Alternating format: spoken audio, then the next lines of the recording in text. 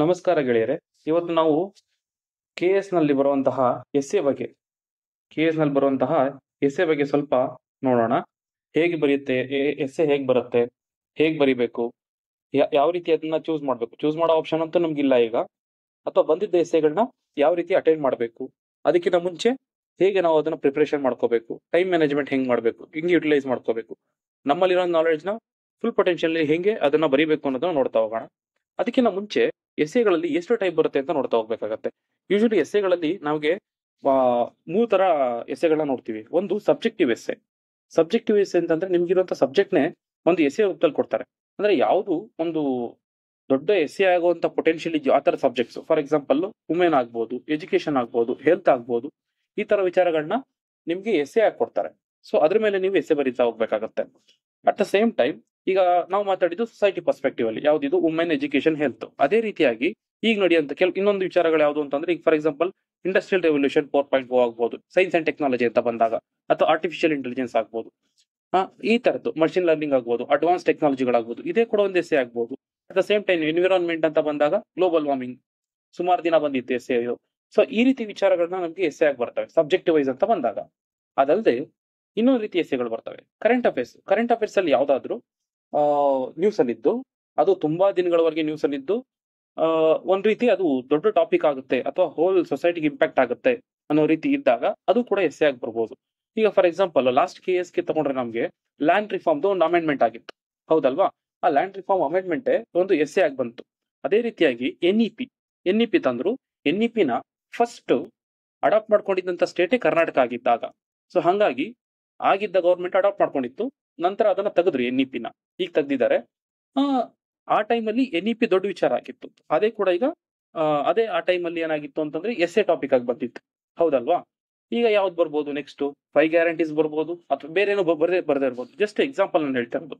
ಈಗ ಒಂದು time like for example ಮುಂದೆ ಯಾವಾಗ ತರಗತಿಗಳು ಶುರುವಾದಾಗ ಆ ಟೈಮಲ್ಲಿ ಬೇಕಾದ್ರೆ ಲಿಸ್ಟ್ ಮಾಡ್ಕೊಳ್ಳೋಣ ಯಾವ್ದು ಪೊಟೆನ್ಷಿಯಲ್ ಎಸ್ಸೆ ಆಗುತ್ತೆ ಅಂತ ಹೇಳಿ.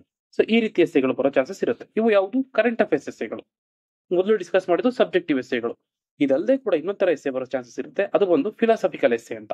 ಫಿಲಾಸಫಿಕಲ್ ಎಸ್ಸೆ ಇದನ್ನ ಯಾವ ರೀತಿ ಕೊಡ್ತಾರೆ ಅಂತಂದ್ರೆ, ಯಾವುದೋ ಒಂದು ಗಾದೆ ಮಾತೋ, ಒಂದು ಕೋಟ್ಸೋ. ಈಗ ಫಾರ್ ಎಕ್ಸಾಂಪಲ್ ನೋಡಿ, there is no path to happiness, happiness is the path. ಸಂತೋಷದ ಜೀವನಕ್ಕೆ ದಾರಿ ಅಂತ ಇಲ್ವಂತೆ, ಒಂದು ಸಂತೋಷನೇ ದಾರಿ ಅಂತೆ. ಸೊ ಈ ರೀತಿಗಳು ಕೊಟ್ಟಾಗ ಇದನ್ನ ಬ್ರೇಕ್ ಮಾಡಿ ನಾವು ಎಸ್ಸೆ ಬರಿಬೇಕಾಗುತ್ತೆ. ಈ ತರ ಎಸ್ಸೆಗಳು ನಮ್ಗೆ UPSC ನಲ್ಲಿ ಕಾಮನ್ ಆಗಿ ಬರ್ತವೆ. ಈಗ ನಾವು KS ಟ್ರೆಂಡ್ ನೋಡಿದ್ರೆ, ಈಗ ಆಲ್ರೆಡಿ KS ಅಲ್ಲಿ UPSC ನ ಫಾಲೋ ಮಾಡಕ್ ಶುರು ಮಾಡಿದ್ದಾನೆ. ಸೊ ಈ ರೀತಿ ನೋಡಿದಾಗ ಈ ರೀತಿ ಎಸ್ಸೆಗಳಿಗೂ ನಾವು ತಯಾರಿ ಮಾಡೋದು ಉತ್ತಮ ಅಂತ ನನ್ನ ಒಂದು ವೈಯಕ್ತಿಕ ಅಭಿಪ್ರಾಯ. ಓಕೆನಾ? ನೆಕ್ಸ್ಟ್ ಈ ರೀತಿ ಎಸ್ಸೆಗಳು ಬರ್ತವೆ. ಇದರ ಬದಲು ಮುಖ್ಯವಾಗಿ ಇವೆರಡರ ಮೇಲೆ ಸ್ವಲ್ಪ ಫೋಕಸ್ ಮಾಡೋಣ, ಸಬ್ಜೆಕ್ಟಿವ್ ಎಸ್ಸೆ ಮತ್ತೆ ಕರೆಂಟ್ ಅಫೇರ್ಸ್ ಎಸ್ಸೆಗಳು ಅಂತ ಬಂದಾಗ. ಇದನ್ನ ನೆಕ್ಸ್ಟ್ ಕ್ಲಾಸ್ ಅಲ್ಲಿ ಅಥವಾ ಇನ್ಯಾವಾಗಾದ್ರೂ ಡಿಸ್ಕಸ್ ಮಾಡ್ತಾ ಹೋಗೋಣ. ಓಕೆ, ಎಷ್ಟಿರುತ್ತೆ ನಮ್ಗೆ? ಎಷ್ಟು ಬರ್ತವೆ? 2 ಎಸ್ಸೆಗಳು ಬರ್ತವೆ. 2 ಎಸ್ಸೆಗಳು ಎಷ್ಟು ಬರುತ್ತೆ? 250 ಮಾರ್ಕ್ ಬರುತ್ತೆ. ಯಾಕೆ ಇದು ಇಂಪಾರ್ಟೆಂಟ್?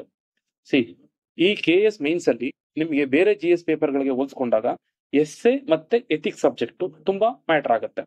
ಅದು ಬೇರೆಯವರಿಗಿಂತ, ಈಗ ಫಾರ್ ಎಕ್ಸಾಂಪಲ್ ಈ ಎಥಿಕ್ಸ್ ಅಥವಾ ಎಸ್ಸೆನ ನಾವು ರಿಟರ್ನ್ ಇಂಟರ್ವ್ಯೂ ಅಂತ ಕರಿತೀವಿ. ಅದು ನಿಮ್ಮ ವ್ಯಕ್ತಿತ್ವನ ಒಂದು ಪ್ರತಿನಿಧಿಸುತ್ತೆ. ಅದಲ್ಲದೆ ಅದ್ರ ಜೊತೆಗೆ ನಿಮ್ಮ ಒಂದು ಆಪ್ಟಿಟ್ಯೂಡ್, ಸ್ಕಿಲ್ಸ್, ನಿಮ್ಮ ನಾಲೆಡ್ಜ್, ನಿಮ್ಮ ವ್ಯಕ್ತಿತ್ವ ಎಲ್ಲಾನು ಇದ್ರಲ್ಲಿ ರಿಫ್ಲೆಕ್ಟ್ ಆಗುತ್ತೆ. ಸೊ ನೀವು ಸೀರಿಯಸ್ ಆಸ್ಪಿರೆಂಟ್ ಆಗಿದ್ದು ಅದ್ರ ಮೇಲೆ ತುಂಬಾ ಹೋಲ್ಡ್ ಇದ್ರೆ ಈಸಿಯಾಗಿ ನೀವು ಇದ್ರ ಚಾನ್ಸ್ ಸ್ಕೋರ್ ಮಾಡ್ತಾ ಹೋಗ್ಬೋದು. ಇದಕ್ಕೆ ಇಂಥದ್ದೇ ಸಬ್ಜೆಕ್ಟ್ ಅಂತಿಲ್ಲ. ಸೊ ಕೊಟ್ಟಿರೋದ್ರಲ್ಲಿ ಡೈವರ್ಸ್ ಆಗಿ ಅಥವಾ ಒಂದು 360 ಡಿಗ್ರಿ ಐಡಿಯಾ ಏನೇ ಇದ್ರು ನೀವು ಅದಕ್ಕೆ ಆನ್ಸರ್ ಮಾಡ್ತಾ ಹೋಗ್ಬೋದು ಎಸ್ಸೆಗಳಲ್ಲಿ. ಸೊ ಹಂಗಾಗಿ ಎಸ್ಸೆನಲ್ಲಿ ನಾವು ಚೆನ್ನಾಗಿ ಸ್ಕೋರ್ ಮಾಡೋ ಚಾನ್ಸಸ್ ಇರುತ್ತೆ. ಸೊ ಹಂಗಾಗಿ it is easy to score essay. ಅಂದ್ರೆ ಆ ಆರ್ಟ್ ನಿಮ್ಗೆ ಗೊತ್ತಿರಬೇಕು. ಸರಿ, ಎಸ್ಸೆ ಕೊಡ್ತಾರೆ. ಎಷ್ಟು ಎಸ್ಸೆ ಕೊಡ್ತಾರೆ? 2 ಎಸ್ಸೆ ಕೊಡ್ತಾರೆ. 2 ಎಸ್ಸೆನಲ್ಲಿ ನಿಮ್ಗೆ ಟೈಮ್ ಇರೋದೆಷ್ಟು? 1.5 ಗಂಟೆ ಇರುತ್ತೆ ಒಂದೊಂದು ಎಸ್ಸೆಗೆ, ಹೌದಲ್ವಾ? ಅದ್ರಲ್ಲಿ ಏನ್ ಮಾಡ್ಬೇಕು ನೀವು? 1 ರಿಂದ 1.5 ಗಂಟೆ ಅಥವಾ 1 ಗಂಟೆ 10 ನಿಮಿಷದವರೆಗೂ ಎಸ್ಸೆನ ಬರೀತೀರಾ. ಇನ್ನು ಉಳಿದ 20 ನಿಮಿಷ ಏನ್ ಮಾಡ್ಬೇಕು? ಈಕ್ವಲ್ ಡಿವೈಡ್ ಮಾಡ್ತಾರೆ. ಇನ್ನು 20 ನಿಮಿಷ ಏನ್ ಮಾಡ್ಬೇಕು? ಅದನ್ನ ಬ್ರೈನ್ ಸ್ಟಾರ್ಮಿಂಗ್ ಅಂತ ಕರೀತಾರೆ. ಎಸ್ಸೆನಲ್ಲಿ ಪ್ರಾಬ್ಲಮ್ ಏನಾಗುತ್ತೆ ಅಂತಂದಾಗ, ನಾವು ಎಸ್ಸೆ ಬರೀತಾ ಟಾಪಿಕ್ ಡೈವರ್ಟ್ ಆಗ್ಬಿಡುತ್ತೆ. ಫಾರ್ ಎಕ್ಸಾಂಪಲ್ ಇವಾಗ ನಾವು ಯಾವುದೋ ಒಂದು ಎಸ್ಸೆ ಕೇಳಿರ್ತಾರೆ. ಯಾವುದೋ ಒಂದು ಎಸ್ಸೆನಲ್ಲಿ ಈಗ roll of women in economy, ಭಾರತೀಯ ಆರ್ಥಿಕತೆಯ ಅಭಿವೃದ್ಧಿಯಲ್ಲಿ ಸ್ತ್ರೀಯ ಪಾತ್ರವೇನು ಅಥವಾ ಮಹಿಳೆಯ ಪಾತ್ರವೇನು, ಈ ತರ ಎಸ್ಸೆಗಳು ಕೇಳಿರ್ತಾರೆ. ನಾವೇನ್ ಮಾಡ್ತೀವಿ? ಫಸ್ಟ್ ಶುರು ಮಾಡ್ತೀವಿ, ಎಕಾನಮಿಗೆ ಸಿಕ್ಕಾಗಿರ್ತೀವಿ. ನೆಕ್ಸ್ಟ್ ಬರ್ತಾ ಬರ್ತಾ ಆಕೆಗೆ ಸೊಸೈಟಿನಲ್ಲಿ ಏನೋ ಶೋಷಣೆ ಆಗುತ್ತೆ. ಶೋಷಣೆ ಆದಾಗ ಯಾವ ರೀತಿ ಶೋಷಣೆ ಆಗುತ್ತೆ? ಅವ್ರು ಕೊಟ್ಟಿರೋದು ಎಕಾನಮಿ ಸಂಬಂಧಿತ ಸಬ್ಜೆಕ್ಟ್, ಆದ್ರೆ ಬರ್ತಾ ಬರ್ತಾ ಅದೇನಾಗುತ್ತೆ ಅಂತಂದ್ರೆ ಸೊಸೈಟಿ ಟರ್ನ್ ಆಗ್ಬಿಡುತ್ತೆ. ಅವಾಗ ನಮ್ಗೆ ಸ್ಕೋರ್ ಆಗೋದಿಲ್ಲ. ಓಕೆ, ಈ ಡೈವರ್ಷನ್ ಆಗ್ಬಾರ್ದು ಅಂದ್ರೆ ಏನ್ ಮಾಡ್ಬೇಕು? ಅದಕ್ಕೆ ಮುಂಚೆ ನಾವು ಬ್ರೈನ್ ಸ್ಟಾರ್ಮಿಂಗ್ ಮಾಡ್ಬೇಕು. ಬ್ರೈನ್ ಸ್ಟಾರ್ಮಿಂಗ್ ಅಂದ್ರೆ ಏನು? ಅದಕ್ಕಿಂತ ಮುಂಚೆ ನಾನು ಹೇಳ್ತೀನಿ. ಬ್ರೈನ್ ಸ್ಟಾರ್ಮಿಂಗ್ ಇಂದ ಮುಂಚೆ ಎಸ್ಸೆಗಳಲ್ಲಿ ಏನೇನಿರ್ಬೋದು, ಏನೇನು ಅಲೋ ಮಾಡ್ತಾರೆ, ಕಂಟೆಂಟ್ ಏನಿರ್ಬೇಕು ಅಥವಾ ಯಾವ ಡೈಮೆನ್ಷನ್ಸ್ ತರಬೇಕು, ಇದನ್ನ ನೋಡ್ತಾ ಹೋದಾಗ ಯೂಶಲಿ ಎಸ್ಸೆಗಳಲ್ಲಿ ನಾವು ಇದನ್ನೆಲ್ಲ ಇನ್ಕ್ಲೂಡ್ ಮಾಡ್ಬೋದು. ಅವಾಗ ನಮ್ಗೆ ಎಸ್ಸೆ ತುಂಬಾ ಬ್ಯೂಟಿಫುಲ್ ಆಗಿ ಬರುತ್ತೆ.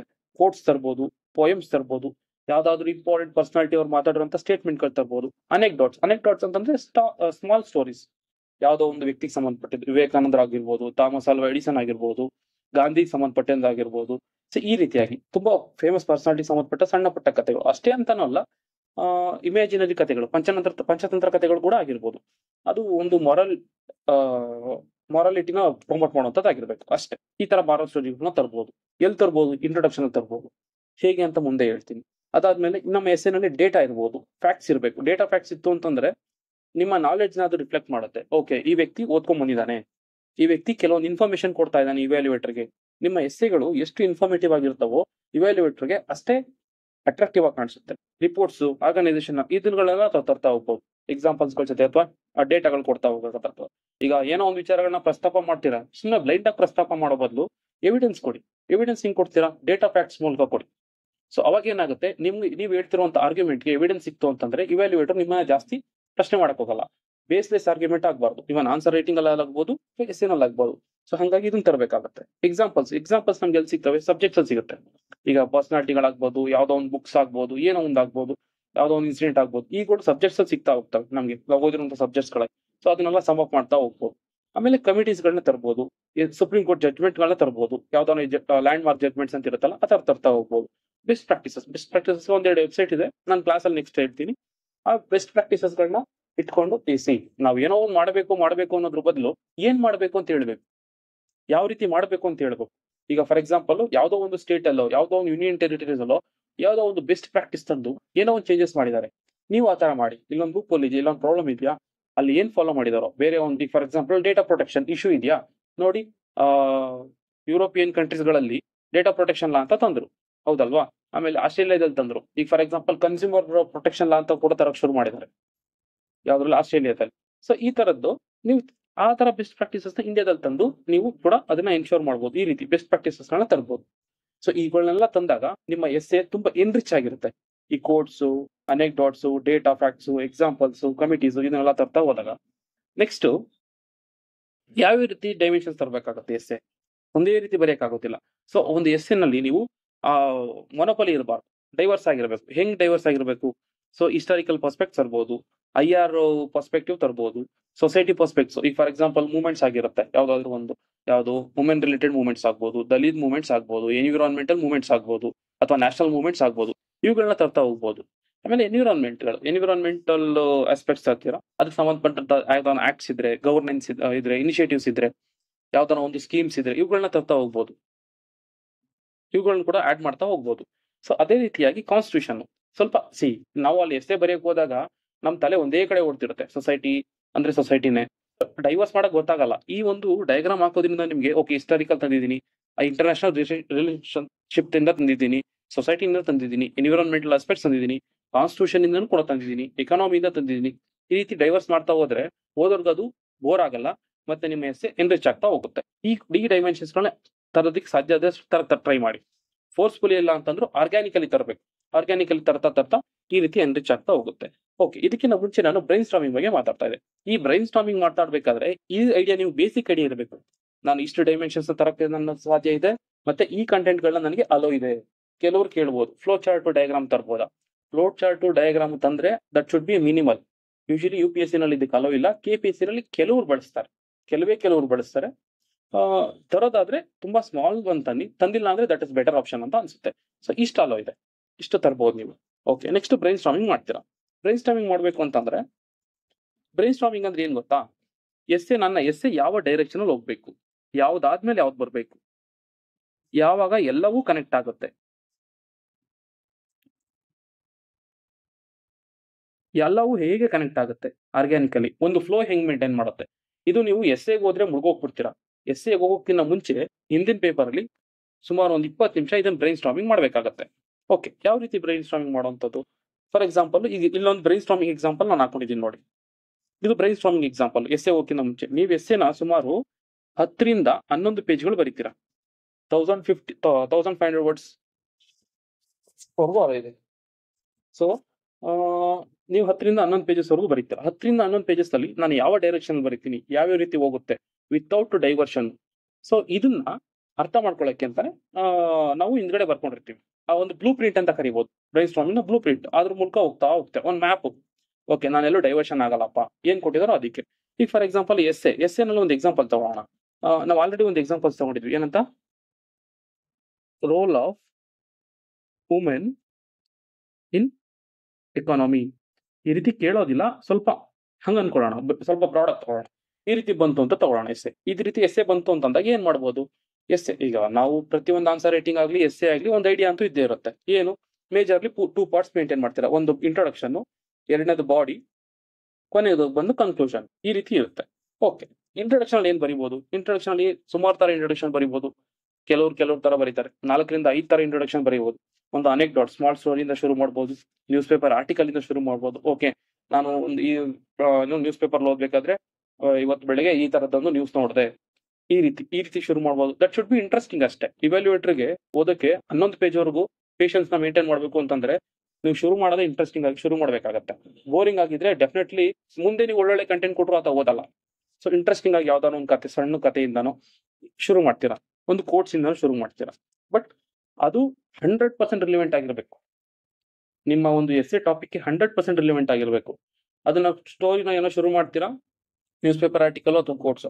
ಬಟ್ ಕನ್ಕ್ಲೂಡ್ ಮಾಡ್ಬೇಕಾದ್ರೆ ಹೆಂಗ್ ಮಾಡ್ಬೇಕು ಅಂತ ಅದನ್ನ ಆ ಒಂದು introduction that should reflect your understanding of that essay. ಆ ಎಸ್ಸೆ ಇಂಟ್ರೊಡಕ್ಷನ್ ನೋಡಿದ ತಕ್ಷಣನೇ ಆ ಇವ್ಯಾಲ್ಯೂಯೇಟರ್ ಗೊತ್ತಾಗ್ಬಿಡುತ್ತೆ. ಓಕೆ, ನಾನ್ ಕೊಟ್ಟಿರೋಂಥ ಟಾಪಿಕ್ ಈ ವ್ಯಕ್ತಿಗೆ ಅರ್ಥ ಆಗಿದೆ ಅಂತೇಳಿ. ಆ ರೀತಿ ಜಸ್ಟಿಫೈ ಮಾಡ್ಬೇಕು. ಆ ರೀತಿ ಜಸ್ಟಿಫೈ ಮಾಡಿ ನೀವು ನಿಮ್ಮ ಎಸ್ಸೆನ ಇಂಟ್ರೊಡಕ್ಷನ್ ಕನ್ಕ್ಲೂಡ್ ಮಾಡ್ತೀರಾ. ಇಂಟ್ರೊಡಕ್ಷನ್ ಕನ್ಕ್ಲೂಡ್ ಮಾಡಿದ್ಮೇಲೆ ನೆಕ್ಸ್ಟ್ ಯೂಶಲಿ ಕೆಲವರು ಏನ್ ಮಾಡ್ತಾರೆ ಅಂದ್ರೆ ಥೀಸಿಸ್ಗೆ ಹೋಗ್ತಾರೆ. ಅಂದ್ರೆ ಜಸ್ಟ್ ಇಂಟ್ರೊಡಕ್ಷನ್ ಪಾರ್ಟ್ ಆಯ್ತು, ಬಟ್ ಮೇನ್ ಪಾರ್ಟ್ ಎಸ್ಸೆ ಏನಿದೆ ಅದನ್ನ ನಾನು ಇಲ್ಲಿ ಏನೇನು ಹೇಳಕ್ ಹೊರಟಿದ್ದೀನಿ ಇದನ್ನ ಕೆಲವರು ಲಿಸ್ಟ್ ಮಾಡ್ತಾರೆ. ವಾಟ್ ಮೈ ಎಸ್ಸೆ ಕಂಟೈನ್ಸ್, ಏನೇನಿದೆ ಮುಂದೆ ಅಂತ ಹೇಳೋಕ್ಕೋಸ್ಕರ. ಕೆಲವರು ಬರೀತಾರೆ, ಕೆಲವರು ಬರೆಯಲ್ಲ. ಇದನ್ನ ನಾನು ಈಗಲೇ ರೆಕಮೆಂಡ್ ಮಾಡಲ್ಲ. ನಿಮ್ಗೆ ಅಭ್ಯಾಸ ಬಂದ್ರೆ ಬರೀತಾ ನಿಮ್ಗೆ ಅಭ್ಯಾಸ ಆಯ್ತು ಅಂತಂದ್ರೆ you can continue with that thesis. Usually UPSC ನಲ್ಲಿ ಈ ಒಂದು ಟ್ರೆಂಡ್ ಇದೆ. ಓಕೆ, ಏನೇನು ಬರಿತೀವಿ? ಬಾಡಿನಲ್ಲಿ ಏನ್ ಬರಿತೀವಿ? ಮೇನ್ ಎಸ್ಸೆನಲ್ಲಿ ಬರೀಬೇಕಾದ್ರೆ ಈ ಡೈಮೆನ್ಷನ್ಸ್ ನಾವ್ ಹೇಳಿದ್ವಲ್ಲ, ಈ ಡೈಮೆನ್ಷನ್ಸ್ ಗಳೆಲ್ಲ ತರ್ತಾ ಹೋಗ್ಬೇಕು. ಈ ಡೈಮೆನ್ಷನ್ಸ್ ಒಳಗಡೆ ಈ ವಿಚಾರಗಳನ್ನ ಆಡ್ ಮಾಡ್ತಾ ಹೋಗ್ಬೇಕು. ಈ ಡೈಮೆನ್ಷನ್ಸ್ ಅಲ್ಲಿ ಈ ವಿಚಾರಗಳು ಬರ್ತಾ ಹೋಗ್ತಾ ಇರ್ತವೆ. ಈ ಒಂದು ಕಂಟೆಂಟ್ ಏನಿದೆ, ಈ ಕಂಟೆಂಟ್ ಎಲ್ಲ ಪೂರ್ತಿ ಈ ಡೈಮೆನ್ಷನ್ಸ್ ಒಳಗಡೆ ಬರ್ತಾ ಹೋಗುತ್ತೆ. ಓಕೆ, ಥೀಸಿಸ್ ಬಿಡಿ. Next parts. ಈಗ ಫಾರ್ ಎಕ್ಸಾಂಪಲ್ ಪಾರ್ಟ್ಸ್ ಅಲ್ಲಿ ಏನೇನು ಬರುತ್ತೆ? ಈಗ ನಾವ್ ಹೇಳಿದ್ವಲ್ಲ, role of women in economy ಅಂತ ಒಂದು ಎಕ್ಸಾಂಪಲ್ಸ್ ತಗೊಂಡಿದ್ದೀವಿ. ಇದು ಬರೀ ಇನ್ನೊಂದ್ಸಲ ಹೇಳ್ತಾ ಇದೀನಿ, ಬ್ರೈನ್ ಸ್ಟಾರ್ಮಿಂಗ್. ಇದ್ರ ಮೇಲೆ ನೀವು ವರ್ಡ್ಸಿಂಗ್ಸ್ ಹಾಕೊಂಡು ಎಸ್ಸೆ ಕಂಟಿನ್ಯೂ ಮಾಡ್ತಾ ಹೋಗ್ತೀರಾ. ಇಲ್ಲಿಗೆ ರಿಸ್ಟ್ರಿಕ್ಟ್ ಆಗ್ಬೇಕು, ವುಮೆನ್ಗೆ ರಿಸ್ಟ್ರಿಕ್ಟ್ ಆಗ್ಬೇಕು, ಎಕಾನಮಿಗೆ ರಿಸ್ಟ್ರಿಕ್ಟ್ ಆಗ್ಬೇಕು. ನೀವು ಎಲ್ಲೇ ಹೋಗಿ ಯಾವುದೇ ಎಕ್ಸಾಂಪಲ್ಸ್ ತನ್ನಿ, ಎಲ್ಲಾ ತಂದ್ರೂ ಇದು ಇಲ್ಲಿಗೆ ರಿಲೆವೆಂಟ್ ಆಗಿರ್ಬೇಕು, ಅದು ಇಲ್ಲಿಗೆ ಲಿಂಕ್ ಆಗಿರ್ಬೇಕು. ನೆನ್ಪಿಟ್ಕೊಳ್ಳಿ. ಓಕೆ, ಫಾರ್ ಎಕ್ಸಾಂಪಲ್ ಹೆಂಗ್ ಮಾಡ್ಬೋದು? ನಾವು ಒಂದ್ 3-4 ಪಾರ್ಟ್ಸ್ ಮಾಡ್ತಾ ಹೋಗ್ತೀವಿ. ಫಾರ್ ಎಕ್ಸಾಂಪಲ್ ಹಿಸ್ಟಾರಿಕಲಿ ಏನಾಗಿತ್ತು, ಹಿಸ್ಟಾರಿಕಲಿ ಏನೇನು ಎಕಾನಮಿ ಅಚೀವ್ ಮಾಡಕ್ ಸಾಧ್ಯ ಆಯ್ತು, ಆದ್ರೂ ಅವ್ರಿಗೇನ್ ಡ್ರಾಬ್ಯಾಕ್ಸ್ ಇತ್ತು, ಇನ್ಜಸ್ಟಿಸ್ ಏನಾಯ್ತು, ಸಣ್ಣ ಪುಟ್ಟದು ಒಂದು ಪ್ಯಾರಾಗ್ರಾಫ್ ಅಲ್ಲಿ ಬರೆಯಕ್ ಟ್ರೈ ಮಾಡಿ. ಫಾರ್ ಎಕ್ಸಾಂಪಲ್ ಅಲ್ಲಿ ಯಾವ ತರ ಎಕಾನಮಿ ಇತ್ತು, ಅಲ್ಲಿ ಟ್ರೇಡ್ ಇತ್ತು. ಈಗ ಫಾರ್ ಎಕ್ಸಾಂಪಲ್ ನೀವು ಏನ್ಷಿಯಂಟ್ ವೇದಿಕ್ ಪೀರಿಯಡ್ ಗಳೆಲ್ಲ ನೋಡ್ತಾ ಹೋದ್ರೆ, ಏನ್ಷಿಯಂಟ್ ಪೀರಿಯಡ್ ಅಲ್ಲಿ ಟ್ರೇಡ್ ಅಂಡ್ ಕಾಮರ್ಸ್ ಚೆನ್ನಾಗಿತ್ತು. ಅದನ್ನ ಎಕ್ಸಾಂಪಲ್ಸ್ ತೆಗಿತಾ ಹೋಗ್ಬೋದು. ಅಲ್ಲಿ ವುಮೆನ್ ರೋಲ್ ಹೆಂಗಿತ್ತು. ಆಮೇಲೆ ಇದು ವೇದಿಕ್ ಪೀರಿಯಡ್ ಅಥವಾ ಆರ್ಯನ್ ಪೀರಿಯಡ್ ಅಂತ ಬಂದಾಗ ಅಗ್ರಿಕಲ್ಚರ್ ಇತ್ತು, ಅನಿಮಲ್ ಹಸ್ಬೆಂಡ್ರಿ ಇತ್ತು. ಸೊ ಇಲ್ಲೆಲ್ಲ ಹೆಂಗೆ ಎಕಾನಮಿಗೆ ವುಮೆನ್ ಕಾಂಟ್ರಿಬ್ಯೂಟ್ ಮಾಡ್ತಾ ಇದ್ರು, ಆದ್ರೂ ಅವ್ರಿಗೆ ಎಷ್ಟು ಲಿಮಿಟೇಷನ್ಸ್ ಗಳಿತ್ತು. ಈಗ ಒಂದು ಪ್ಯಾರದಲ್ಲಿ ಮುಗಿತೀರಾ. ಸೊ ಹಿಸ್ಟಾರಿಕಲ್ ಕಾಂಟೆಕ್ಸ್ಟ್ ಮುಗಿತಾ ಬರ್ತಾ ಇದೆ. ನೆಕ್ಸ್ಟ್ ಏನ್ ಮಾಡ್ತೀರಾ? ಎರಡನೇ ಪಾರ್ಟ್ ಅಲ್ಲಿ ಇದು ಒಂದು ಪಾರ್ಟ್ ಆಯ್ತು. ಎರಡನೇ ಪಾರ್ಟ್ ಅಲ್ಲಿ ಬಂದಾಗ ಕರೆಂಟ್ ಸಿಚುವೇಶನ್ ತುಂಬಾ ಎಲಿಬ್ರೇಟ್ ಆಗಿದೆ. ಹೆಂಗೆ ಎಲಿಬ್ರೇಟ್ ಆಗಿದೆ? ಈಗ ಫಾರ್ ಎಕ್ಸಾಂಪಲ್ ಅಗ್ರಿಕಲ್ಚರ್ ಸೆಕ್ಟರ್ ಅಲ್ಲಿ ಇವಾಗ, ಅಥವಾ ರೂರಲ್ ಡೆವಲಪ್ಮೆಂಟ್ ಅಲ್ಲಿ ವುಮೆನ್ ರೋಲ್ ಹೆಂಗಾಗಿದೆ. ರೂರಲ್ ಡೆವಲಪ್ಮೆಂಟ್ ಆದ್ರೂ ಅಥವಾ ರೂರಲ್ ಎಕಾನಮಿ ಆದ್ರೂ again it is part of our economy. ಅಥವಾ ಅಗ್ರಿಕಲ್ಚರ್ ಸೆಕ್ಟರ್ ಆದ್ರೂ ಹಿಂಗೆ ತುಂಬಾ ಚೇಂಜಸ್ ಆಗಿದೆ, ಮೆಕನೈಸ್ಡ್ ಆಗಿದೆ. ಆಮೇಲೆ ಆಕೆ ಈಗ ಫಾರ್ ಎಕ್ಸಾಂಪಲ್ ಮೋರ್ ದೆನ್ 45% ಏನೋ ಈಗ ವುಮೆನ್ ಅಗ್ರಿಕಲ್ಚರ್ ಮೇಲೆ ಡಿಪೆಂಡ್ ಆಗಿದ್ದಾರೆ. ಬಿಕಾಸ್ ಮೆನ್ ಎಲ್ಲ ಇಮೈಗ್ರೇಟ್ ಆಗ್ತಾರಲ್ಲ ಕೆಲಸದ ಮೇಲೆ. ಸೊ ಆ ತರದ್ದು ಈ ಒಂದು ಅಗ್ರಿಕಲ್ಚರ್ ಸೆಕ್ಟರ್ ತಗೋತೀರಾ, ಈ ಒಂದು ಡೈಮೆನ್ಷನ್ಸ್ ತಗೋತೀರಾ. ಅದಲ್ಲದೆ IT, BT, BPO ನಲ್ಲಿ ಅದೇ ಎಕಾನಮಿನಲ್ಲಿ ಹೆಂಗೆ ರೋಲ್ ಇದೆ, ವುಮೆನ್ ರೋಲ್ ಹೆಂಗಿದೆ ಈ ಡೈಮೆನ್ಷನ್ಸ್ ತಗೋತೀರಾ. ಅದಾದ್ಮೇಲೆ ಇವತ್ತು ಟ್ರೇಡ್ ಇದೆ, ಸರ್ವಿಸ್ ಇದೆ, ಸ್ಪೇಸ್ ಸ್ಟೇಷನ್ ಸ್ಪೇಸ್ ವರ್ಗು ಕೂಡ ಇವತ್ತವರೆಗೂ ಅಥವಾ ಸೈನ್ಸ್ ಅಂಡ್ ಟೆಕ್ನಾಲಜಿ ಅಂತ ಅನ್ಸೋಣ, ಇಲ್ಲಿವರೆಗೂ ಕೂಡ ವುಮೆನ್ ರೋಲ್ ಪ್ಲೇ ಮಾಡ್ತಾ ಇದ್ದಾಳೆ. ಅದು ಹೆಂಗೆ ಎಲ್ಲಿವರೆಗೂ. ಆಮೇಲೆ ಕೆಲವೊಂದು ಜಾಬ್ಸ್ ಇದೆ, ಪಿಂಕ್ ಕಾಲರ್ ಜಾಬ್ಸ್ ಅಂತೇಳಿ, ಫಾರ್ ಎಕ್ಸಾಂಪಲ್ ನರ್ಸಿಂಗ್ ಆಗ್ಬೋದು, ಕೆಲವೊಂದು ನರ್ಸರಿ ಟೀಚಿಂಗ್ ಆಗ್ಬೋದು. ಈ ತರದೆಲ್ಲ ಏನ್ ಮಾಡ್ತಾ ಇದಾರೆ ಅಂತಂದ್ರೆ ವುಮೆನ್ಗೆ ಸೂಟ್ ಆಗುತ್ತೆ ಅಂತ ಅವ್ರಿಗೆ ಅಷ್ಟೇ ಜಸ್ಟಿಫೈ ಮಾಡ್ತಾ ಹೋಗಿದ್ದಾರೆ. ಸೊ ಈ ತರದ್ನೆಲ್ಲ ನಾವು ಮಾರ್ಕ್ ಮಾಡ್ತಾ ಹೋಗ್ಬೋದು. ಐ ಮೀನ್ ಕರೆಂಟ್ ಸಿಚುವೇಶನ್ ಅಲ್ಲಿ ಹೇಗಿದೆ ಅಂತ ಹೇಳ್ಬಿಟ್ಟು. ಅಷ್ಟೇ ಅಲ್ಲ, R&D ನಲ್ಲಿ ವುಮೆನ್ ರೋಲ್ ಏನಿದೆ, ಸ್ಕಿಲ್ ಡೆವಲಪ್ಮೆಂಟ್ ಹೆಂಗಾಗ್ತಾ ಇದೆ. ನೋಡಿ, ಸ್ಟೇಟ್ ಡೈಮೆನ್ಷನ್ಸ್ ತಂದಿದ್ರು, ನಾನು ಎಕಾನಮಿಯಿಂದ ಆಚೆ ಹೋಗ್ತಾ ಇಲ್ಲ. ಅಗೇನ್ ಸೆಲ್ಫ್ ಹೆಲ್ಪ್ ಗ್ರೂಪ್ ಇದು ಕೂಡ ಒಂದು ಸೇವಿಂಗ್ಸ್ ಪ್ರಮೋಟ್ ಮಾಡುತ್ತೆ. ಆಮೇಲೆ ಬಾಂಗ್ಲಾದೇಶಲ್ಲಿ ಯಾವ್ದೋ ಒಂದಿತ್ತು, ತಮಿಳ್ನಾಡಲ್ಲಿ ಈ ತರ ಸೆಲ್ಫ್ ಹೆಲ್ಪ್ ಗ್ರೂಪ್ಗಳೆಲ್ಲ ಏನೋ ಸೇವಿಂಗ್ಸ್ ಮಾಡಿ ಮತ್ತೆ ಅವ್ರದೇ ಆದಂತ ಕೆಲವೊಂದು ಇನಿಷಿಯೇಟಿವ್ಸ್ ಗಳನ್ನ ತಂದು ವುಮೆನ್ ಎಂಪವರ್ಮೆಂಟ್ ಮಾಡ್ತಾ ಇದ್ದಾರೆ. ಆಮೇಲೆ IRL ಇಂಟರ್ನ್ಯಾಷನಲ್ ಅಲ್ಲಿ ಯಾವುದೇ ಒಂದು women economy growth, for example world bank ಅಲ್ಲಿ ನಮ್ಮವರೇ ಇದಾರೆ, ಕೆಲವರೆಲ್ಲ ಬೇರೆ ಬೇರೆ IMF ಅಲ್ಲಿ ಇದಾರೆ. ಈ ತರದೆಲ್ಲ ಎಕ್ಸಾಂಪಲ್ಸ್ ತರ್ತಾ ನೀವು ಈ ಕರೆಂಟ್ ಸಿಚುವೇಶನ್ ಎಕ್ಸ್ಪ್ಲೇನ್ ಮಾಡ್ತಾ ಹೋಗ್ತೀರಾ. ನೆಕ್ಸ್ಟ್ ಇದು ಕಂಟಿನ್ಯೂ ಆದ್ರೆ ಹೌ ಪಾಸಿಬಲ್ ಇಂಪ್ಯಾಕ್ಟ್. ಈಗ ನಮ್ಮ ಎಕಾನಮಿ ಎಷ್ಟೆಲ್ಲ ಬೆಳೀತಾ ಹೋಗ್ಬೋದು, ವುಮೆನ್ಗೆ ನಾವು ಪೂರ್ತಿ ಪೊಟೆನ್ಶಿಯಲ್ ಕೊಡ್ತಾ ಹೋದ್ರೆ ಪೊಟೆನ್ಶಿಯಲ್ GDP ಅಂತ ಒಂದು ಕಾನ್ಸೆಪ್ಟ್ ಬರುತ್ತೆ. ಅಥವಾ ನಮ್ಮ ವಿಷನ್ ಅಮೃತ್ ಕಾಲ್ ಏನಿದೆ, ಈ ಅಮೃತ್ ಕಾಲಲ್ಲಿ 1947 ಅಲ್ಲಿ ಎಷ್ಟೆಲ್ಲ ಅಚೀವ್ ಮಾಡಕ್ಕೆ ಅವಕಾಶ ಇದೆ. ಈ ತರದ್ದು ಕೆಲವೊಂದನ್ನೆಲ್ಲ ನೀವು ವಿತ್ ರಿಪೋರ್ಟ್ ಅಥವಾ ಡೇಟಾ ಯಾವ್ದನ್ನ ಸಪೋರ್ಟ್ ಜೊತೆಗೆ ಕಂಟಿನ್ಯೂ ಮಾಡ್ತಾ ಹೋಗ್ತಾರೆ. ಇನ್ನೊಂದು ಪ್ಯಾರಾಗ್ರಾಫ್ ಅಲ್ಲಿ 3 ಡೈಮೆನ್ಷನ್ ಆಲ್ರೆಡಿ ಎಕ್ಸ್ಪ್ಲೈನ್ ಮಾಡಿದ್ದಾಯ್ತು. ಒಂದು ಏನ್ಷಿಯಂಟ್ ಟೈಮ್ ಅಲ್ಲಿ ಏನಾಯ್ತು, ಮಿಡಿವಲ್ ಟೈಮ್ ಅಲ್ಲಿ ಏನಾಯ್ತು, ಅಥವಾ ಹಿಸ್ಟಾರಿಕಲ್ ಹೆಂಗಿತ್ತು, ಕರೆಂಟ್ ಸಿಚುವೇಶನ್ ಹೆಂಗಿದೆ. ಸೊ ಕರೆಂಟ್ ಸಿಚುವೇಶನ್ ಪ್ರಾಪರ್ ಆಗಿ ಬಳಸ್ಕೊಂಡ್ರೆ ಈ ನಮ್ಮ ಅಮೃತ್ ಕಾಲಲ್ಲಿ ಹೆಂಗೆಲ್ಲ ಅಚೀವ್ ಮಾಡೋ ಚಾನ್ಸಸ್ ಇದೆ, ಪಾಸಿಬಿಲಿಟೀಸ್, ಇದನ್ನ ಡಿಸ್ಕಸ್ ಮಾಡ್ತಾರ. ಓಕೆ, ಇನ್ನೂ ಒಂದೆರಡು ಡೈಮೆನ್ಷನ್ಸ್ ತರ್ಬೋದಾ, ಚಾನ್ಸಸ್ ಇದೆಯಾ? ತರ್ಬೋದು. ಫಾರ್ ಎಕ್ಸಾಂಪಲ್ ಕೆಲವೊಂದು ಡ್ರಾಬ್ಯಾಕ್ಸ್, ಇಷ್ಟೆಲ್ಲ ಅಚೀವ್ ಮಾಡೋದಕ್ಕೆ ವುಮೆನ್ ತನ್ನ ಎಕಾನಮಿನಲ್ಲಿ ಮುಂದುವರಿಯೋದಕ್ಕೆ ಇನ್ನೇನಾದ್ರೂ ಪ್ರಾಬ್ಲಮ್ ಇದೆಯಾ, ಕೆಲವೊಂದು ಡ್ರಾಬ್ಯಾಕ್ಸ್ ನ ತರ್ತಾ ಹೋಗ್ಬೋದು. ಈಗ ಫಾರ್ ಎಕ್ಸಾಂಪಲ್ ಹೆಲ್ತ್ ಅಲ್ಲಿ ಆಕೆಗೆ ಡ್ರಾಬ್ಯಾಕ್ ಇದೆ. More than 46% of the Indian women are suffering from anaemia. So ಈ ಅನಿಮಿಯಾ ಬಗ್ಗೆ ಸ್ವಲ್ಪ ಫೋಕಸ್ ಮಾಡುವಂತ. ಅನಿಮಿಯಾ ಒಂದೇ ಅಂತಲ್ಲ, ಕೆಲವೊಂದು ಇನ್ನೊಂದಷ್ಟು ಇರುತ್ತೆ. ಆಮೇಲೆ ಬೇರೆ ಬೇರೆ ಡೈಮೆನ್ಷನ್ಸ್, ಹೆಲ್ತ್ ಡೈಮೆನ್ಷನ್ಸ್ ತರುವಂತದ್ದು. ಆಮೇಲೆ ಸ್ಟೀರಿಯೋಟೈಪ್, ಸೊಸೈಟಿನಲ್ಲಿ ಸ್ಟೀರಿಯೋಟೈಪ್ ಇನ್ನು ಮುಂದೆ ಇದೆ, ಏನೋ ಹೆಂಗೆ ಹೆಣ್ಮಕ್ಳನ್ನ ನಂಬೋದು ಅನ್ನೋ ತರ. ಆಮೇಲೆ ಸರ್ಪಂಚ್ ಪತಿ ಸಿಸ್ಟಮ್. ಈಗ ಫಾರ್ ಎಕ್ಸಾಂಪಲ್ ಗ್ರಾಮ ಪಂಚಾಯತಿಗೆ ಮೆಂಬರ್ ಆಗಿ ವುಮೆನ್ ಆದ್ರೂ ಕೂಡ ಅದನ್ನ ಅದನ್ನ ಕಾರ್ಯ ನಿಭಾಯಿಸುವಂತವ್ರು ಅದಕ್ಕೆ ಗಂಡನೋ ಅಥವಾ ಮಗ ಇನ್ಯಾರೋ ಆಗಿರ್ತಾರೆ. ನಾಮಕಾವಸ್ಥೆ ಮಾತ್ರ ಸ್ತ್ರೀ ಮಾಡೋದಲ್ಲ, ಇದು ಬೇರೆಯವರು. ಆಮೇಲೆ ರೋಲ್ ಆಫ್ ಕಾನ್ಫ್ಲಿಕ್ಟ್, ಎಕಾನಮಿನಲ್ಲಿ ಆಕೆ ಬೇರೆ ಬೇರೆ ರೋಲ್ ನ ನಿಭಾಯಿಸಬೇಕಾಗುತ್ತೆ. ಆಕೆ ಟೀಚರ್ ಆಗ್ಬೋದು, ಅಥವಾ IT-BT ಟೆಕ್ಕಿ ಆಗ್ಬೋದು, ಏನೇ ಆಗ್ಬೋದು. ಅಗೇನ್ ಫ್ಯಾಮಿಲಿ ಅಂತ ಬಂದಾಗ ಸೊ ಇಲ್ಲಿ ಕಾನ್ಫ್ಲಿಕ್ಟ್ ಆಗುತ್ತೆ. ಸೊ ಈ ರೀತಿ ಕಾನ್ಫ್ಲಿಕ್ಟ್ ಗಳಾಗೋ ಟೈಮಲ್ಲಿ ಇದು ಹೆಂಗೆ ಆಕೆ ಆ ಡ್ರಾಬ್ಯಾಕ್ ಗಳನ್ನ ಸಫರ್ ಮಾಡ್ತಾ, ಐ ಮೀನ್ ಆ ಒಂದು ಡ್ರಾಬ್ಯಾಕ್ ಗಳನ್ನ ಆಕೆ ಫೇಸ್ ಮಾಡ್ತಾರೆ, ಈ ವಿಚಾರಗಳಾಗ್ಬೋದು. ಆಮೇಲೆ ಕೆಲವೊಂದು ಮೆಕನೈಸ್ಡ್ ವರ್ಕ್ ಗಳಿದ್ದಾಗ ಆಕೆನ ಅಲ್ಲಿ ನಾವು ಇದು ಮಾಡೋಕ್ಕಾಗೋದಿಲ್ಲ, ಡಿಪ್ಲೋಯ್ ಮಾಡೋಕ್ಕಾಗೋದಿಲ್ಲ. ಸೊ ಈ ತರ ಕೆಲವೊಂದು ಡ್ರಾಬ್ಯಾಕ್ಸ್ ಗಳಿದೆ. ಎಕಾನಮಿನಲ್ಲಿ ಫುಲ್ ಪೊಟೆನ್ಶಿಯಲ್ ಆಗಿ ಆಕೆ ಎಲ್ಲಿ ಮುಂದುವರಿಯಕ್ಕಾಗಲ್ಲ, ಇದಕ್ಕೆ ಏನಾದ್ರು ಒಂದು ಸೊಲ್ಯೂಷನ್ಸ್ ಮಾಡ್ತಾ ಹೋಗ್ಬೋದು. ಈ ಸೊಲ್ಯೂಷನ್ಸ್ ಗಳನ್ನ ನೀವು ಕೊಡ್ತಾ ಕೆಲವೊಂದು. ಆಮೇಲೆ ಇನ್ನೊಂದು ಏನಂದ್ರೆ, ಸೊಲ್ಯೂಷನ್ಸ್ ಕೊಡಿ, ಪ್ರಾಬ್ಲಮ್ಸ್ ಮಾಡಿ ಐಡೆಂಟಿಫೈ ಮಾಡೋದಲ್ಲ. ಕೆಲವೊಂದು ಕೀ ಟರ್ಮ್ಸ್ ಬರ್ತವೆ, ಎಸ್ಸೆನ ಒಂದರಿಂದ ಒಂದಕ್ಕೆ ಹೆಂಗ್ ಕನೆಕ್ಟ್ ಮಾಡ್ತಾ ಹೋಗೋದು ಅಂತ. ನೋಡಿ, ಇದುವರೆಗೂ ನಾವು ಫ್ಲೋನೇ ಮಿಸ್ ಆಗಿಲ್ಲ. ನೆಕ್ಸ್ಟ್ ಈ ತರದ ಆಲ್ರೆಡಿ ಪ್ರಾಬ್ಲಮ್ ಐಡೆಂಟಿಫೈ ಮಾಡಿದೀವಿ, ಇದಕ್ಕೊಂದು ಸ್ವಲ್ಪ ಸೊಲ್ಯೂಷನ್ ಕೊಡ್ತಾ ಹೋಗೋದು, ಹೆಂಗೆ ಓವರ್ಕಮ್ ಮಾಡೋಂಥದ್ದು, ಇದನ್ನ ಯಾವ ರೀತಿ ಸೊಲ್ಯೂಷನ್ಸ್ ಕೊಡ್ತಾ ಹೋಗೋದು. ಈ ರೀತಿ ಕೆಲವೊಂದನ್ನ ಮಾಡಿ ಒಂದ್ ಸ್ವಲ್ಪ ಇದು ಮಾಡೋಕೆ ಹೋಗಿ. ಆಲ್ಮೋಸ್ಟ್ ಒಂದು 10 to 11 pages, I mean 10 pages ಹತ್ರ ಬಂದ್ಬಿಟ್ಟಿದ್ದೀರ. 11 pages ಅಷ್ಟೊತ್ತು ಆಗುತ್ತೆ. ಇಷ್ಟೆಲ್ಲ ನೀವು ಕೊಡ್ತಾ, ಎಕ್ಸಾಂಪಲ್ಸ್ ಕೊಡ್ತಾ, ಡೇಟಾ ಫ್ಯಾಕ್ಟ್ಸ್ ಕೊಡ್ತಾ, ಪ್ರತಿಯೊಂದನ್ನು ಕೊಡ್ತಾ ಬಂದ್ರೆ ಆಗೋಗಿರುತ್ತೆ ಇದಕ್ಕೆ. ನೆಕ್ಸ್ಟ್ ಇದನ್ನ ಹೆಂಗ್ ಕನ್ಕ್ಲೂಡ್ ಮಾಡೋದು? ಇಲ್ಲಿಗೆ ನಿಮ್ದು ಮೈನ್ ಪಾರ್ಟ್ ಮುಗೀತು. ಆಲ್ಮೋಸ್ಟ್ ಒಂದು 5 dimensions ವರೆಗೂ ಡಿಸ್ಕಸ್ ಮಾಡಿರ್ತೀವಿ. ಮತ್ತೆ ಕನ್ಕ್ಲೂಡ್ ಹೆಂಗ್ ಮಾಡೋದು? ಯೂಶಲಿ ಕನ್ಕ್ಲೂಡ್ ಮಾಡ್ಬೇಕಾದ್ರೆ ಒಂದು ನಿಮ್ಮ ಒಪಿನಿಯನ್ ಕೊಡಿ. Before concluding give your opinion. ನಿಮ್ ಪ್ರಕಾರ ಹೆಂಗೆ ಸಿಚುವೇಶನ್, ಹೆಂಗೆ ಇನ್ನು ಏನ್ ಬೆಟರ್ಮೆಂಟ್ ಮಾಡ್ಬೋದು ಅನ್ನೋ ತರ ಕೊಡಿ. ಅದಾದ್ಮೇಲೆ ಬೆಟರ್ ಎಂಡ್ ಮಾಡ್ಬೇಕಾದ್ರೆ ಒಂದು ಪೊಯಮೋ ಈಗ ಅಥವಾ ಒಂದು ಕೋಟ್ಸೋ ಯೂಸ್ ಮಾಡ್ಕೊಂಡು ಎಂಡ್ ಮಾಡಿ. ಫಾರ್ ಎಕ್ಸಾಂಪಲ್, ಈಗ ಒಂದು ಎಕ್ಸಾಂಪಲ್ ಕೊಟ್ಟಿದ್ದೀನಿ ನೋಡಿ, ಯಾವ್ದು BR ಅಂಬೇಡ್ಕರ್ ಅಂತ ಕೊಟ್ಟಿದ್ವಿ. I measure the progress of a community, ಅಥವಾ ಒಂದು ಗುಂಪು by the degree of progress which women have achieved. ಯಾವ ಒಂದು ಸಮಾಜದಲ್ಲಿ ಸ್ತ್ರೀ ಅಭಿವೃದ್ಧಿ ಹೊಂದಿರ್ತಾಳೋ ಆ ಒಂದು ಆ ಸಮಾಜವು ಅಭಿವೃದ್ಧಿ ಹೊಂದಿರುತ್ತದೆ, ಅಥವಾ ಒಂದು ಸಮಾಜದ ಅಭಿವೃದ್ಧಿಯನ್ನು ಆ ಸ್ತ್ರೀ ಅಭಿವೃದ್ಧಿ ಹೊಂದಿದ ಆಧಾರದ ಮೇಲೆ ಅಳೆಯಲಾಗುತ್ತದೆ. ಇದನ್ನ ಯಾರು ಹೇಳಿದ್ದು? ಡಾಕ್ಟರ್ BR ಅಂಬೇಡ್ಕರ್ ಅವರು ಹೇಳಿದ್ದು. ಈ ತರದ್ದು ಹೇಳಿ ಕನ್ಕ್ಲೂಡ್ ಮಾಡ್ತಾ ಹೋಗಿ. ಸೊ ಈ ರೀತಿಯಾಗಿ ಹೋದ್ರೆ ನೀವು ಸ್ವಲ್ಪ ಚೆಕ್ ಮಾಡಿ ನೋಡಿ, ಎಲ್ಲೂ ನೀವು ಡೈವರ್ಟ್ ಆಗೋದೇ ಇಲ್ಲ. ಸೊ ಹಂಗಾಗಿ ಈ ಬ್ರೈನ್ ಸ್ಟ್ರಾಮಿಂಗ್ ಈ ಕೆಲಸ ಮಾಡ್ತಾ ಹೋಗುತ್ತೆ. ಸೊ ಈ ಒಂದು ತರಗತಿ ನಿಮಗೆ ಅರ್ಥ ಆಗಿದೆ ಅನ್ಸುತ್ತೆ. ಮುಖ್ಯವಾಗಿ ಇನ್ನೊಂದು ಹೇಳೋದೇನಂದ್ರೆ, ಇವನ್ ನಾವು ಮುಂದಿನ ತರಗತಿಗಳಲ್ಲಿ ಇಂಟ್ರಡಕ್ಷನ್ ಅಲ್ಲಿ ಎಷ್ಟು ತರ ಇಂಟ್ರಡಕ್ಷನ್ ನಾನು ಹೇಳಿದೆ, ಒಂದು 5ರಿಂದ 6 ತರ ಬರಿತಾ ಹೋಗ್ಬೋದು. 5ರಿಂದ 6 ತರ ಇಂಟ್ರಡಕ್ಷನ್ ಬರೆಯೋದು ಹೆಂಗೆ, ಮತ್ತೆ ಬಾಡಿನಲ್ಲಿ ಯಾವ ರೀತಿ ಡೈಮೆನ್ಷನ್ಸ್ ಗಳು ತಂದ್ರೆ ಯಾವ ರೀತಿ ಮಾಡುವಂಥದ್ದು, ಫಿಲಾಸಫಿಕಲ್ ಎಸ್ಸೆಗಳನ್ನ ಹೆಂಗ್ ಬ್ರೇಕ್ ಡೌನ್ ಮಾಡುವಂಥದ್ದು, ಈ ರೀತಿ ತುಂಬಾ ಚರ್ಚೆ ಮಾಡಕ್ಕೆ ಅವಕಾಶ ಸಿಗುತ್ತೆ. ಬಟ್ ಈಗ್ಲಿಂದಾನೇ ಶುರು ಮಾಡಿ, ಯಾರ್ಯಾರು ಮೀನ್ಸ್ ಬರಿತಾ ಇದ್ದೀರಾ ಅಥವಾ ಮುಂದೆ ಬರೀತೀರಾ ಅವ್ರಗಳಿಗೆಲ್ಲ ಹೆಲ್ಪ್ ಆಗುತ್ತೆ.